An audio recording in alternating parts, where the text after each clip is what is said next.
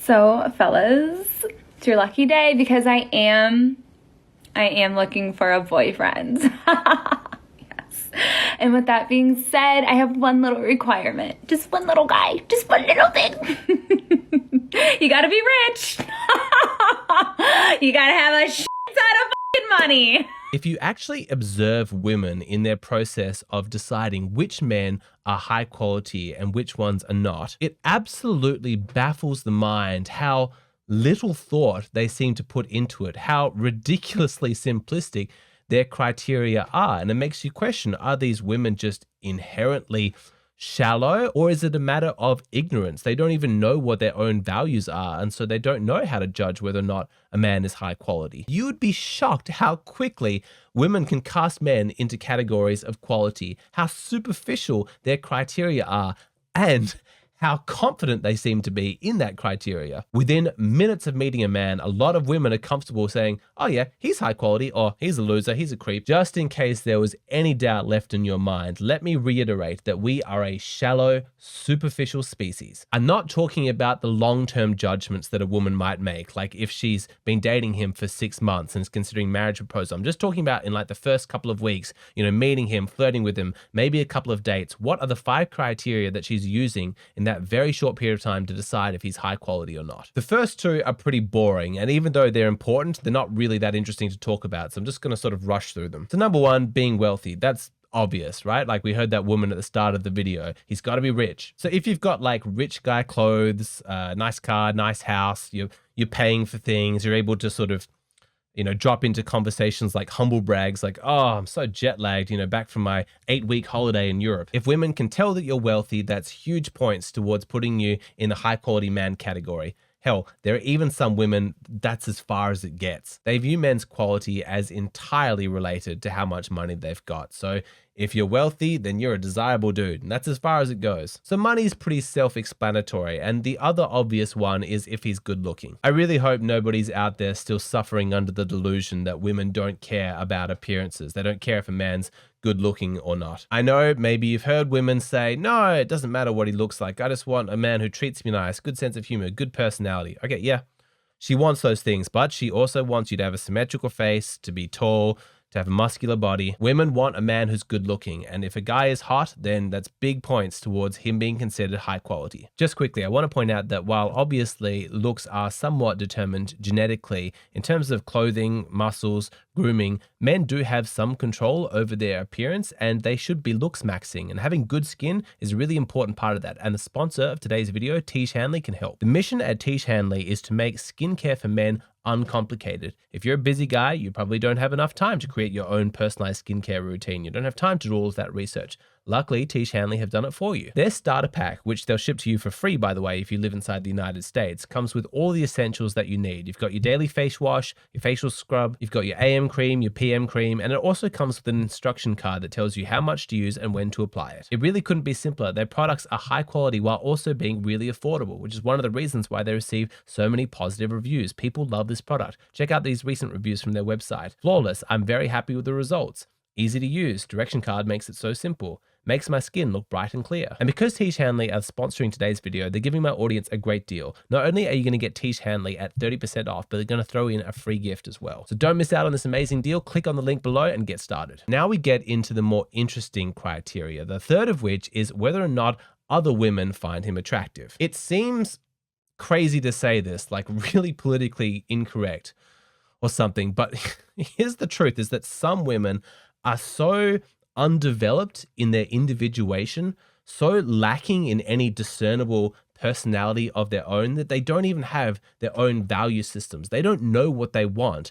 And so they're constantly looking at all of the women around them as to what they want and then just fitting in with the group, going with the herd. Why are women buying this brand of clothing or this brand of makeup? Why are they listening to this kind of music? Do they really like that? Does that really speak to their individual personality? Or is it just what's on trend? It's harsh to say this, but it's true. There are some women out there who just have no distinct sense of self. They have no idea what they like. And this is probably the most depressing part, is that it doesn't even occur to them to actually look inwards to try and think, what do I enjoy? What do I prefer? What am I attracted to?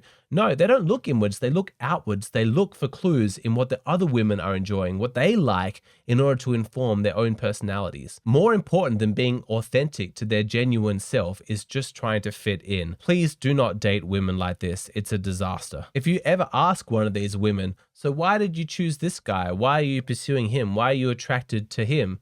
She might give you some vague answers, but really at the core of it, she doesn't really know. What she knows is that lots of other women, like her friends, have all agreed that this guy is attractive, that he's high quality. And so she's gone, oh yeah, now I'm attracted to him too. And it's not that that attraction isn't real in a sense, because like all the items of clothing that are branded or whatever that she covets because it's on trend, she sees him as an expression of her desire to fit in, to be part of the group, and to succeed in that paradigm. But the origin of it did not come from inside her, which is why I have such contempt for that as a criteria to judge a man's quality. The fourth criteria is also interesting to discuss, which is whether or not a man is available or not, because highly unavailable men who are always busy, who never seem to have time for her, who are really slow to text her back and organize dates, he gets massive points towards the category of being a high quality man. To understand this, we just need to reaffirm what we know about female psychology when it comes to dating and attraction, which is that women are hypergamous, they only date up. And so in order for a woman to find a man attractive, essentially she needs to believe that he is better than her. She wants to feel like she's getting a good deal.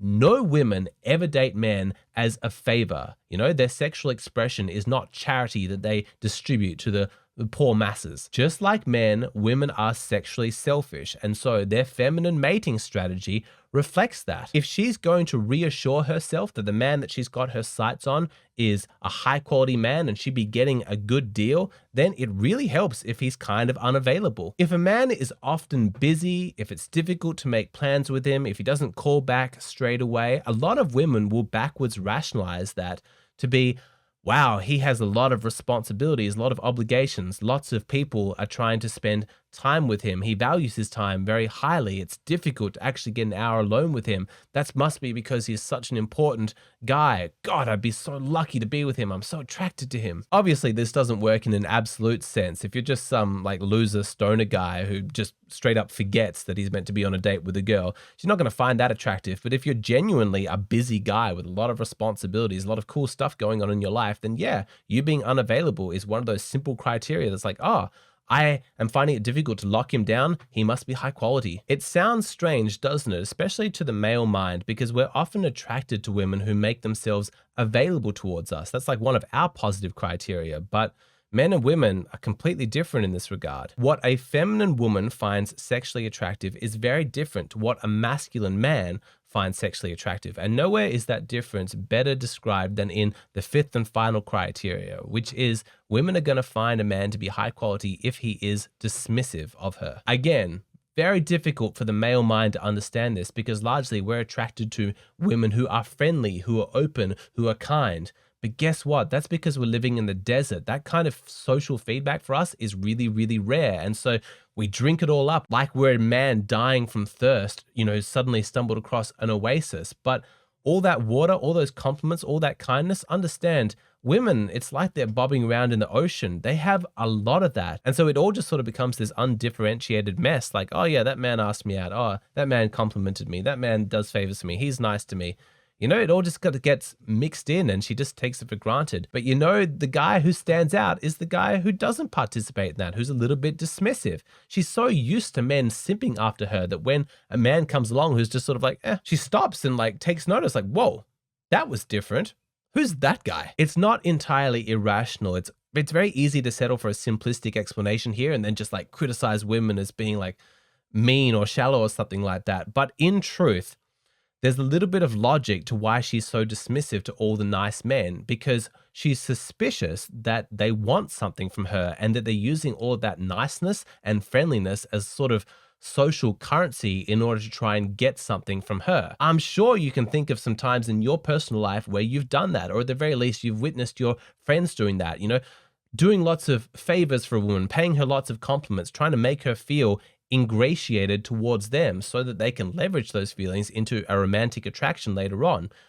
Women hate that. The feminine cannot stand any masculine energy that wants something from her, that needs something from her. What she's attracted to is a masculinity that appeals to her hypergamy, you know, someone she can look up to, somebody who's just out of reach, doesn't need anything from her, heck, doesn't even notice her. So if a guy comes along and he's a little bit of a jerk, like he's dismissive of her, he ignores her, you know, if she tries to start a conversation with him, he kind of like teases her or like, you know, criticizes her in like a playful way, but then just sort of walks off. That can be so powerful for generating attraction in a woman. She's like, whoa, what was that? That was different. He doesn't seem to need anything from me. He's so different from all the other men. He doesn't seem to care whether or not I have a good opinion of him or not. What's he got going on in his life that makes him so cocky, so confident, so readily able to just dismiss me? I have to find out. What's more, she probably feels like her ego has been bruised, like she has a self-esteem based off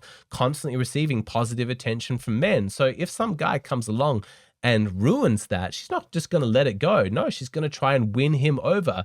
She's almost fighting for her sense of self-worth. Like, I need to make that man notice me and like me and be attracted to me in order for me to feel good about myself. I keep telling you guys, men and women, we're just wired differently. Like you, as a man listening to this right now, if you're at a party, like, and there's some woman who's just like rude to you or like ignores you, you probably don't want to be anywhere near her. You're like, God, what an unpleasant woman. But look, this girl over here who's smiling at me, who's friendly to me, who pays me compliments, who laughs at my jokes, I'm going to invest my attention and energy there. That seems like a good investment.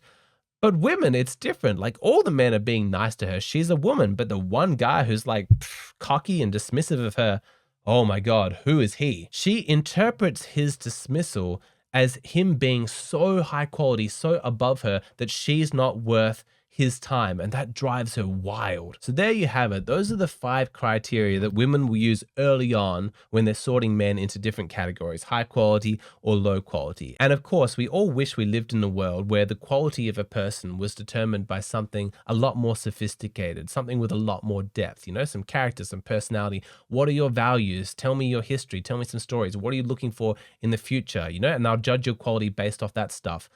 And I think that a lot of human beings do get to that place, like high quality human beings when they're dating, they're going to have those kinds of conversations. They're going to figure that stuff out. But there's still a huge segment of the population that just doesn't want to go there, because in order to judge somebody else on their depth based on those superficial characteristics, they would need to judge themselves. Otherwise, they wouldn't even understand it. But they don't want to look inwards because they're terrified that they're actually hollow inside. They're going to look and find that there's nothing of substance there. And that's frightening. But just be aware, when women are sorting men into categories of who's high quality and who isn't, in the first stages, it's often based just on those 5 basic criteria. Is he wealthy? Is he good looking? Do other women like him? Is he unavailable? And is he dismissive? That's it. And it's really not that mysterious or special. It's a bit of a trope in masculinity empowerment circles that men get better with age. You know, you've probably heard that saying that says, women age like milk, men age like a fine wine. But we have to consider the degree to which that's actually accurate and to what degree it's actually a cope, because a lot of the men who are attracted to these kinds of communities are men who are not successful with women earlier on in their life, and so they want to believe that all of their options are available to them and that everything's just getting better and better and better as they get older. But is that actually an accurate reflection of reality? That's what I wanted to uncover. So if this is a question that you've been curious about, you want to head over to my Patreon, where there's a full discussion on that topic. Patreon is where I post a lot of the content that's not so clickbaity, but for people who are actually excited to sink their teeth into something of real depth, you're going to find it on Patreon. It's just a $7 a month subscription. You get access to that video plus every other video in my back catalog. There's so many, and I'm adding new ones every week. For every video I post on YouTube, I post a bonus video on my Patreon. If you're experiencing difficulties in your dating life or your relationships and you want my thoughts, like my personal input, my diagnosis on what's going on for you, then you want to head over to Hey Hero. Tell me everything that's going on, give me lots of detail, and then I will create a personalized video in response. And if you're interested in testing your knowledge of all of this stuff, you don't want to just do, you know, the odd 5-10 minute YouTube video.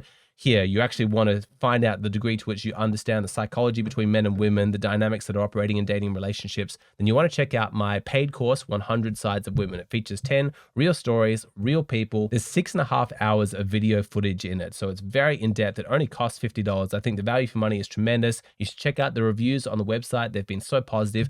I have a video down below that explains how the whole thing works, including how you can get a free trial.